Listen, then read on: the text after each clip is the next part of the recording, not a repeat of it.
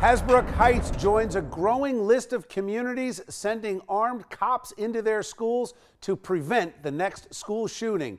Woodridge, East Brunswick, Cherry Hill among those that have already decided to have armed resource officers in their schools. Question is, will your school be next? And do you feel safer having those armed cops in the school? Joining me now is retired Detective Sergeant Joe Jackalone from the NYPD. Joe, welcome back to Chasing News. How are you? Thanks for having me, Bill. So, Joe, I spent a lot of time talking about this on the radio this morning, and this seems to be the trend, not just in New Jersey, but really across the country. Question for you is this the most practical and strongest defense against a potential of a school shooting? Absolutely. And the issue that comes down to is that, before even enacting something like this, I think they also have to make sure that their physical security is up to par also. That means entranceways, exitways, windows, those kind of things. And yes, having the armed guards there, well-trained, retired police officers, some of them are even resource officers now, I think is actually the way to go, because what we've been doing before definitely hasn't been working. Let me ask you this. You touch on the school security. I mean, a lot of schools still have broken doors, too easy access, multiple entryways. Why has there not been any comprehensive plan handed down by anyone, the FBI or Homeland Security or someone to say, here's the plan, here's how you keep the schools safe? It's like the towns are forced to do this on their own with no guidance.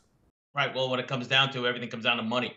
And it costs a lot of money to fix this stuff. And the issue that comes down to is that if they thought that was a lot of money, wait till they start hiring personnel. Personnel is always the most expensive because you have to, you're constantly paying these guys and girls to be working there. So physical security is number one, personnel number two, as far as I'm concerned. We have to do something. Like I said, it's not working what we're doing now. So let's give it a shot. All right. Thank you, Joe. Hang with me. I'm going to bring in the panel to talk about this. We're joined by immigration attorney Afia Yunus. Great to see you, Afia. You too, Bill.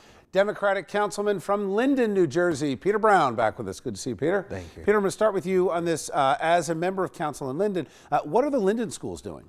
Well, the Linden schools, our superintendent did come to a council meeting and asked to hire special twos, which are a form of law enforcement. Most of them are retired police officers. So this is something that we're looking to partner up with our Board of Education, the municipality and city working together, because public safety is an important issue in our town. Afia, as a parent, not as a lawyer, but just as a parent, take out the lawyer hat. Does it feel more secure? Are you happy to see this, that there's this move toward, hey, we need to do something about this. We're not going to wait for Congress. We're not going to wait for the legislature. We're just going to act. Well, clearly we can't wait. And I did appreciate in Cherry Hill that security became a priority. You have to have the student ID number to actually enter the school. And yes, we had a uniformed police officer outside of my kid's school, and it did make me feel safer. Do you think this is changing the gun control debate a little bit? You've got all these folks arguing over guns and magazine capacity and all that. Meanwhile, local towns are saying, we're just going to do something. No, I don't think it's changing the debate. I think we've put off the debate on the side.